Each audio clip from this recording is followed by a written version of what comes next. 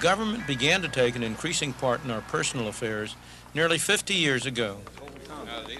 It was 1933, at the lowest point of the worst depression in history.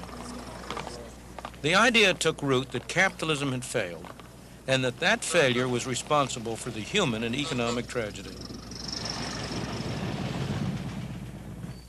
In the early 30s, Franklin Delano Roosevelt and his advisors met here to devise programs to meet the problems of the Depression.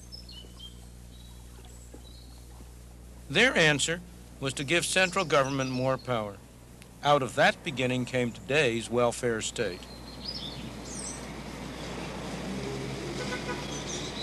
This Empire State Plaza in Albany, New York is a fine example of the difference between public political power and private economic power. It was constructed while Nelson Rockefeller was governor of the state of New York.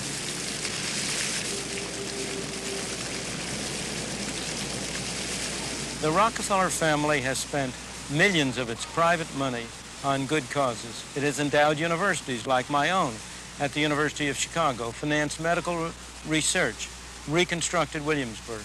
Yet not all the private money of the Rockefeller family gave them anything like the amount of power that Nelson Rockefeller was able to have as governor of the state of New York. He constructed monuments like this all over the state, using every expedient he could think of to finance them. When he left office, taxes per person in New York State were higher than in any other state in the country, excepting only Alaska. And there was a monumental debt besides. So much so that his successor, who had the reputation as a Democratic congressman of being a big spender, had to use his inaugural speech to preach the virtues of austerity and to say, the time of wine and roses is over. Look at this skyline. It's Chicago, and I think it's very beautiful. Much of it is less than 20 years old. Those tall buildings were built by private enterprise for use by private enterprise, not by government for use by government bureaucrats. These are productive monuments, not a burden on the taxpayer, a burden that has almost bankrupted New York City. The irony is that for the most part it was good intentions that led us to where we are today, a nation governed by bureaucratic empires. I wonder whether, when they built this building, they realized that it was going to come out looking like a fortress. From modest beginnings in 1953, the Department of Health, Education, and Welfare has grown into a veritable empire. Only a small part of its total staff is housed in this headquarters building, a mere 2,000 bureaucrats. Its budget is the third largest budget in the whole world, exceeded only by the entire budget of the United States and of the Soviet Union. It employs directly 150,000 full-time people, and the empire it rules employs another million. More than 1 out of every 100 people in the United States works in the HEW empire.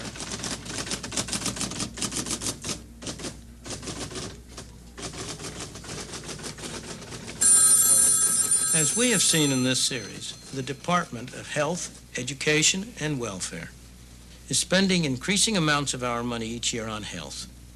One effect is simply to raise the fees and prices for medical and hospital services without a corresponding improvement in the quality of medical care that we receive. It is controlling more and more of the food and drugs we buy. In the process, discouraging the development and preventing the marketing of new drugs that could be saving tens of thousands of lives a year. In the field of education, the sums being spent are skyrocketing, yet by common consent, the quality of education is declining. More and more money is being spent and increasingly rigid controls imposed to promote racial integration, yet our society is becoming more fragmented. In the field of welfare, billions of dollars are being spent each year. Yet at a time when the standard of life of the average American is higher than it has ever been in history, the number of people on welfare rolls is growing. Social Security, the budget is colossal. yet it is in deep financial trouble. The young complain, and with considerable justice, about the high taxes that they must pay, and those taxes are needed to finance the benefits that are going to the old. Yet the old complain, and also with justice, that it is difficult for them to maintain the standard of life that they were led to expect.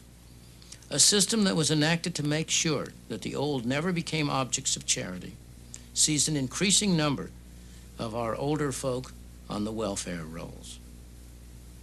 By its own accounting, HEW in 1 year lost through fraud, abuse, and waste an amount of money that would have built well over 100,000 houses costing $50,000 apiece. Little wonder that those initials are increasingly coming to stand for how to encourage waste. They found in some cities that upwards of 20 to 25% of all the people currently receiving welfare are either totally ineligible for welfare or are receiving more than they should be receiving. And it appears in looking into this that the main reason for this is not the welfare laws themselves, but the way they're administered. They're administered in a very lax and loose manner. One of the most famous cases was, frankly, it just happened last week. They arrested a woman in Southern California where they referred to her as the welfare queen. And over the past 6 or 7 years, she had received $300,000 in welfare payments, which, of course, is on an after-tax basis. So if you put it on a before-tax basis, it might be equivalent to over $1 million in before-tax income. And she and her husband were living in a nice $170,000 home and nice cars. And she used a very simple technique. She just used aliases, used false names, and signed up, and I forget, countless different welfare agencies and departments, and drove around and collected her checks. Something had to be done about this scandalous state of affairs.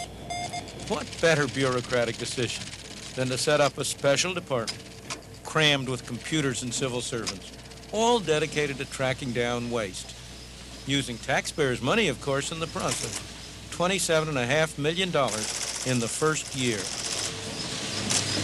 As Adam Smith wrote over 200 years ago, in the economic market, people who intend to serve only their own private interests are led by an invisible hand to serve public interests that it was no part of their intention to promote. In the political market, there's an invisible hand operating as well, but unfortunately, it operates in the opposite direction. People who intend only to serve the public interest are led by an invisible hand to serve private interests that it was no part of their intention to promote. The reason is simple. As we have seen in case after case, the general interest is diffused among millions and millions of people. The special interest is concentrated. When reformers get a measure through, they go on to their next crusade, leaving no one behind to protect the public interest. But they do leave behind some money and some power.